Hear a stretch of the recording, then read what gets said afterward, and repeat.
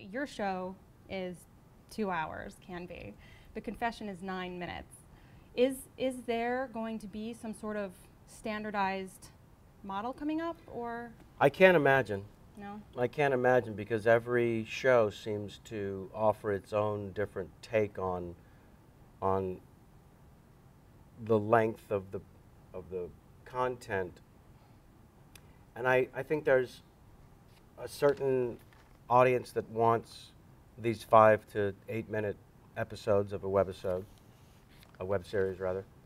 And then there's another audience that, you know, live numbers in broadcast television no longer mean that much. And they certainly don't mean that much to us when we do the chat show live. We'll get anywhere from between 25 and 80,000, as high as 80,000 unique viewers in the 2 hours. It's all about the downloads after the fact.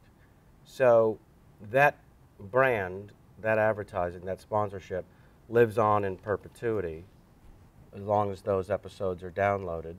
The library is formed. The library lasts forever. And then people download it and they watch it in little pieces. If they can only have time for 10 minutes here or 20 minutes there, or they take it on a run with them. I hear back from people all the time. You know, that I have to listen to your show. I can't watch it because I'm listening to it at work and I don't want to get caught. Or I take it with me to the gym and I listen to it. It's just two people talking. There's not that much to see. I'm not offended. You know, there's a personal connection when you're watching people talk, of course. But the audience then dictates how long the show is, was my point.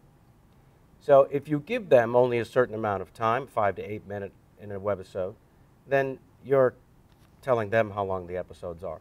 But once you offer up now, Confession released episode 4 and 5. But if you're just catching up or you're just hearing about it, you get to watch the first 5 episodes in a row at your leisure, and that's what more and more original content online is meaning to its audience. Here's the content, watch it at your pace, on which platform, whether it's your phone or your tablet or your television or your computer. You decide all those things. It is now completely in your hands to program your own network and just to decide the time slots and the length of the program. What are you watching? What do you have on your network? I watch. I get as much internet content as comes my way. I'm loving The Confession. I love what Jason Bateman and Will Arnett are doing. Felicia Day, Lisa Kudrow, the web therapy. Ileana Douglas is doing really great stuff. You know, my chat show is now part of a bigger network that I've founded with Jason Calacanis called thisweekend.com, and we have a series of these sort of informal interview shows, whether it's This Week in Startups, This Week in Music, This Week in Movies, This Week in Venture Capital, and every week bring you the latest, greatest about that. This Week in YouTube is one of the shows, you know, so something like that interests me.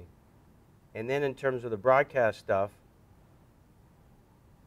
you know, I love to catch up at my pace also. Do you watch mostly online? So yeah, I do watch mostly online. I mean, there's very little television that I need to watch when it airs. Very little. Do you still have a cable subscription? I do, but I don't imagine it lasting much longer, to be honest with you. And it just represented faster internet to me. That was the reason that I had signed on. And they said, well, if you still have cable TV, it's also part of the thing if you want it. And I think that will become more and more the issue. They'll realize we can't keep charging ridiculous sums of money for cable when people just want faster internet. And we're going to get more subscribers, and we're going to get a larger consumer base from faster internet. So we'll bundle it at a more affordable. I was saying on the panel just now that there's a whole generation, and it's going to be followed by an even bigger one, kids in their 20s. They have a choice between a cable bill and an internet bill. It is a no-brainer. It's $100 difference, you said, and it's true. In many cases, 129 versus 29. Those are just basic numbers, but it's virtually that big of a chasm. And so I think the cable companies will have to eventually bite the bullet and say, all right, you can have just internet from these people for $29, or we'll toss in cable too and it's $49. And then that makes the decision a little more difficult. I think that's the next wave, to be honest. And that means the consumer has dictated the terms. And that speaks volumes for the power of the internet audience. Looking ahead about maybe, say, 10 years from now, do you think that the digital video marketplace online will look a lot like it is on network television with, you know, Hulu, Netflix, a couple big brands really, you know, owning the show? Or do you think it's going to maintain? Well, the distribution always seems to seem like the biggest power base.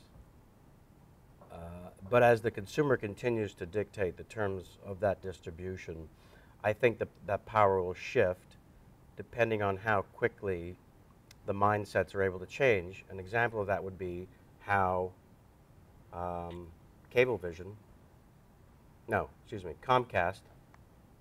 bought NBC Universal. So the fact that a cable company could buy out a broadcast network and a film studio 5 years ago was unheard of. 10 years ago was, you need a straitjacket.